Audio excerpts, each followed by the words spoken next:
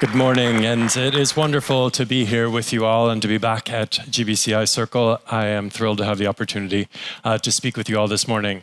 I was speaking with some of my fellow travelers on my way to Prague yesterday, and they were all excited about the history that surround us here, the castles and the cathedrals and the museums to communism and to Kafka, and so much that there is to see and learn here. And it's fascinating how that history continues to shape this vibrant capital and this young country.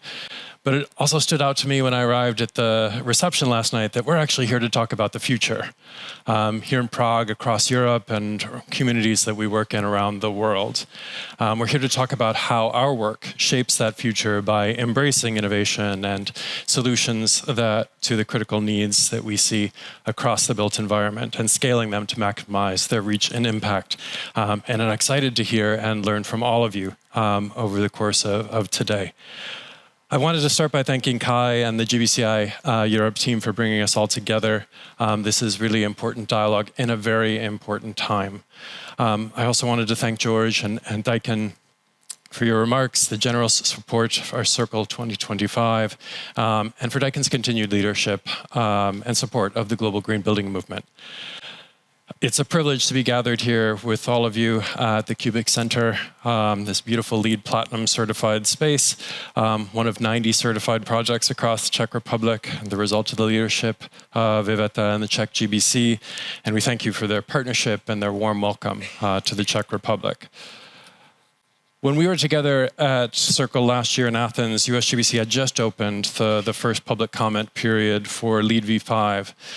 We received more than 7,000 public comments from members of our community around the world, and I'm extremely proud that just 2 weeks ago, we opened LEED V5 registration globally, and we're considering GBCI Circle to be our debut event. So thank you all for joining us and celebrating the launch of LEED version 5 this week. Many of you contributed your expertise by submitting comments, of course, and participating in LEED committees, and we're grateful to the market and technical expertise that has been shared by the companies, organizations, and green building councils represented in this room, as well as all the learnings that you bring from the over 6,000 LEED certified projects across Europe. And we thank you for helping shape LEED version 5 and the future of our industry. USGBC and GBCI are extremely proud to be part of this very dedicated community and the learning that you bring and how we're looking to shape and transform the global built environment. Today, as we gather from across Europe to connect and exchange ideas and learn from each other's work and renew our collective commitment to progress, it is extremely clear that we're living in a vastly different world than when we last met in Athens. We're all feeling the weight of political and economic trends and navigating the uncertainty that has become a global norm over this past year. And yet that uncertainty is also a motivating factor behind our work and a key reason that the solutions that we advance are growing in demand. As many of you have heard me say, the only certainty that we have at this moment is the certainty that we ourselves create. And this community has repeatedly shown its ability to create positive change. We know that we can shape the future because we have shaped the present. That is what I'd like to talk about this morning, the challenges, the realities, and the opportunities around us all and our work in Europe and across the world to shape that positive future for all. I was starting with my home territory, the US, where politics are shifting in many countries around the world, but the stark changes happening in the US are causing turmoil for many. As I'm sure you are all aware, the Trump administration has targeted and rolled back national climate policy, funding, capacity, incentives, and programs, and the scale of these rollbacks has created a difficult environment for our industry to navigate, and most importantly, has muted both private and public sector leadership and the voices that they bring to this work. However, we have seen many state and local programs and governments maintain and advance their own commitments. Cities across the US are still requiring buildings to reduce their emissions, and that is being mirrored by the commitments being made across the private sector. And this leadership will be critical moving forward, and we're actively supporting both cities and private sector organizations in continuing their progress across their portfolios. We're also seeing nationally that the first phase will likely be a protracted legal process where many outcomes remain uncertain. And so these challenges that we're facing here are still generating more uncertainty for us. But it is increasingly important for us to recognize that our actions, and particularly our reactions to these challenges, matter. They are incredibly important in how this will play out over time, and we want to make sure that this community and the collective voice that we bring towards positive progress is well represented in these conversations. It is critically important, particularly in the business sector, for us to show what the impacts are of these changes and where they actually are contrary to the stated intentions of this administration. Amidst this political uncertainty, economic and monetary policy are equally uncertain. The Trump administration's trade policy is causing major supply chain disruptions, and the cost of capital and materials remains high. So what is being brought forward and the impacts on this industry remain in question as the industry tries to navigate. We're still in many ways stabilizing after the pandemic, but this industry is now recognizing that it needs to adjust to a high interest rate, high cost reality. And the focus is more so on maximizing the performance of existing assets and aligning with expectations of tenants, of lenders, of insurers, and other key stakeholders beyond just the regulatory authorities. With such trends in the US, European progress is now more important than ever. Despite ongoing adjustments to its climate regulations, Europe continues to serve as the model for other regions around the globe in adopting taxonomies and low-carbon commitments.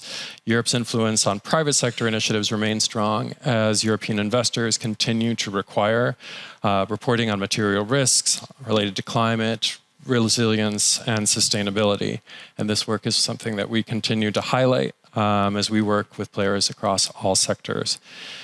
Economically, the European Commission response to US policy continues to unfold, and we know that there are going to be continued impacts of the ongoing war in Ukraine and the risk of future geopolitical tension, and the focus on every single election that's happening across the European community and, of course, around the world as we see how trends in populism and others affect work that we are doing.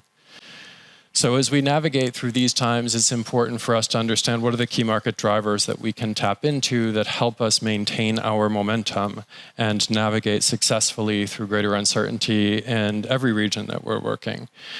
And in the face of these challenges, it can be easy to consider sustainability in our work and retreat, but this is not the reality that we are seeing. Sustainability still matters to clients, to organizations, to investors, and insurers, owners, and tenants, and to the communities in which they work. No matter the political and economic challenges, and no matter the state of policy, material risk and widespread demand are still driving sustainability and increasing.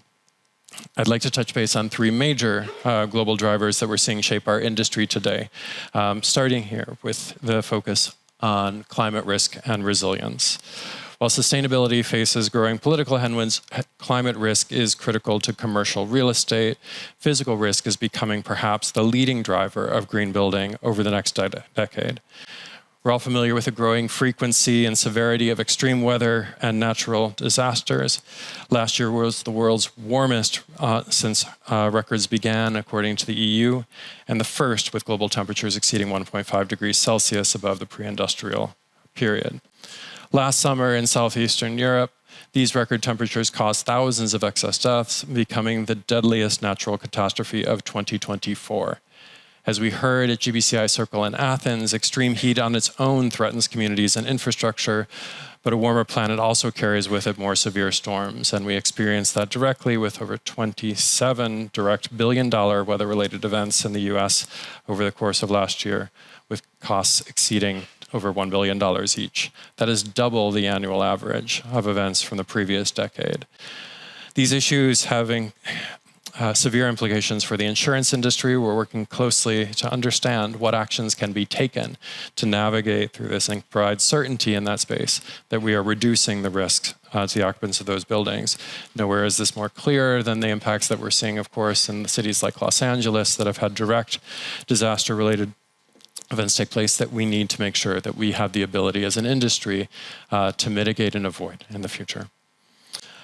Natural disasters caused global insured property losses of $154 billion in 2024, a number that's 27% above the 10-year average, according to the new report from Gallagher, and the total direct economic cost of such disaster totals an estimated $417 billion. These are totals that we know that the economy is not set to absorb over time, and so we're looking at every ways that we can change the trajectory of those costs that are being imposed on our organizations, on our communities, in every geography around the world. Energy transition also continues to be a major driver for change. As the world transitions to a low-carbon future, we're seeing strong growth of renewable energy. However, while governments find a balance between abundant and stable energy, energy costs remain high in many countries, and reliability is a risk. A recent survey of global investors who are investing in U.S. real estate found that 95% of these investors considered energy cost and reliability among their highest concerns over the next 5 years. Additionally, as economies, including the building sector, continue to decarbonize through electrification, demand for electricity will increase. The growth of data centers and the requisite demand for electricity and water will further complicate matters, and we're seeing this in communities around the globe. Energy and resource efficiency and energy resilience are paramount to green building and resilient building in our efforts of the future. And finally here, corporate and consumer demand. In response to political changes, some companies are evolving the way they talk about sustainability, but we've not seen a fundamental shift in their actions. Many companies are keeping their commitments, and corporate occupiers increasingly seek low-carbon buildings to demonstrate progress. In Europe, 8 in 10 of the top occupiers have stated their carbon commitments. And we know that they believe, because of the broader ecosystem of stakeholders with which they're operating, that they're trying to maintain these regardless of public messaging and sustainability reports. Demand focused on energy efficiency, electrification, and clean energy currently outstrips supply. Without an increase in the pace of retrofits, 30% of the demand could be unmet this year, a gap that could increase to about 70% by 2030, according to JLL. Investors recognize this too. 7 in 10 global investors agree that having a clear sustainability strategy is a competitive advantage for real estate investors, and that is an area that we've continued to see even in Q1 reports from 2025. These are clear drivers that transcend the pendulum of politics, and they are the challenges of today and our future, and for us to resolve and navigate through. And while they make for a more unstable world, there is stability in knowing what we can do to address them, and that is what this community has come together to do. All of these trends are driving demand for better buildings. We must continue to decarbonize our built environment to improve resilience, reduce risk, and meet demand. In the face of uncertainty, we are more certain than ever that our work matters and that our solutions have a profound impact on the world. We see this reflected in a clear demand and growth of certifications worldwide. LEED commercial certifications hit 25-year record highs in 2023 and 2024. In fact, we've recorded record highs for LEED commercial certifications every year since 2019, pointing to steadily growing demand and adoption. We've seen the same trend with the World Bank's IFC EDGE program and in other programs that we monitor and support globally. These global trends in certification play out at the local and regional level. For LEED, we've seen demand in both developed and emerging economies. In Italy, Spain, Germany, Turkey, India, Saudi Arabia, UAE, South Korea, Vietnam, Taiwan, and Brazil, LEED registrations have grown by double digits each year since 2019. And while growth slowed in 2024 in China and Mexico and some other markets due to the changing market dynamics, all of the European markets represented here maintained strong growth through 2024. An estimated 1 in 5 new commercial buildings in the OECD countries achieved some form of certification in 2023, up 15% since just 2020. And we tend to see slower growth in large developed nations, but growth in developing economies is one reason why we expect continued global demand to grow for certification, despite the challenges in the US and in other markets. Given these clear signals of demand, it's imperative that our standards remain responsive to market and societal needs. The definition of green buildings has expanded to include deeper progress on decarbonization, climate resilience, and human and environmental health. This is why USGBC has worked for the last several years to evolve LEED into its latest version, LEED version 5. LEED version 5 is more responsive to these drivers with greater emphasis on reducing emissions, meeting public demand for healthy spaces, and protecting environmental resilience.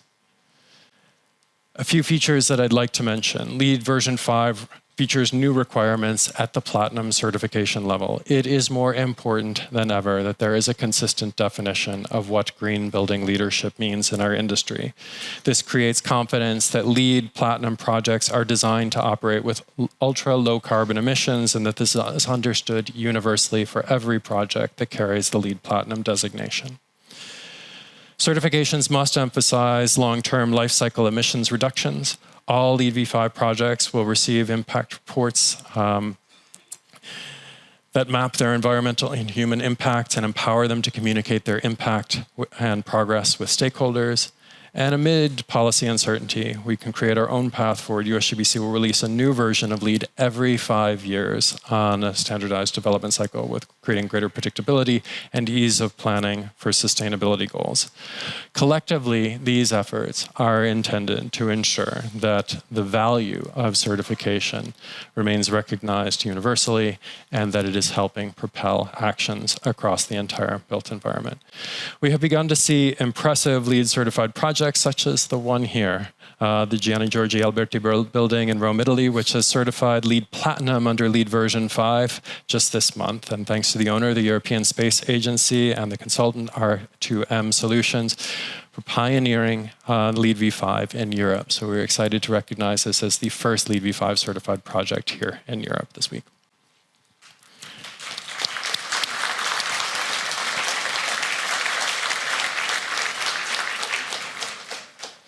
And they join other impressive buildings around the world, and we're excited to continue tracking this momentum and showing what true innovation looks like and how it is that we can scale the impact, transformative impact of LEED version 5.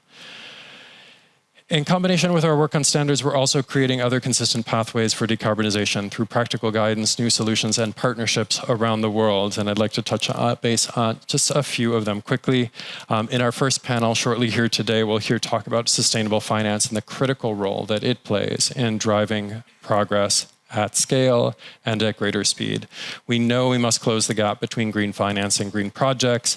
As the cost of capital continues to be a challenge for folks across our industry, we want to make sure that we are doing everything possible helping navigate and help create certainty in the space. So last year, USGBC and several partners released guidance to help our sector understand the needs, barriers, and opportunities of sustainable finance. We're releasing more guidance this year to help investors better invest in green buildings and lenders ensure that the financing that they are providing is yielding measurable results. We also know that we must decarbonize a vast existing building stock, and that organizations need a flexible approach to making progress. Last year, we launched a new product, Perform. Perform will provide guidance, tools, and verification for organizations to improve performance and achieve their unique goals.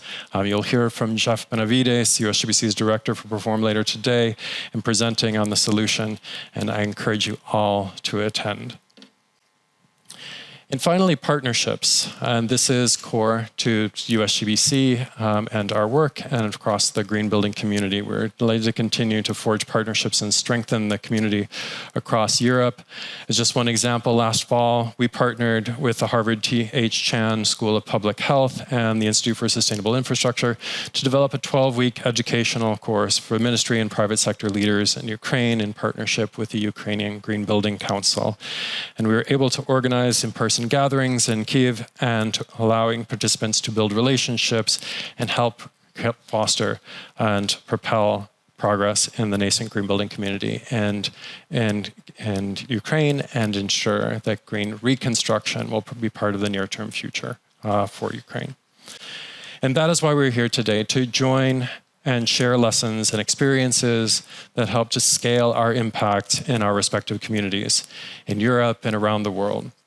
While politics, economies, and nations change, their climate realities, financial realities, market realities, and human realities behind them driving this work remain constant.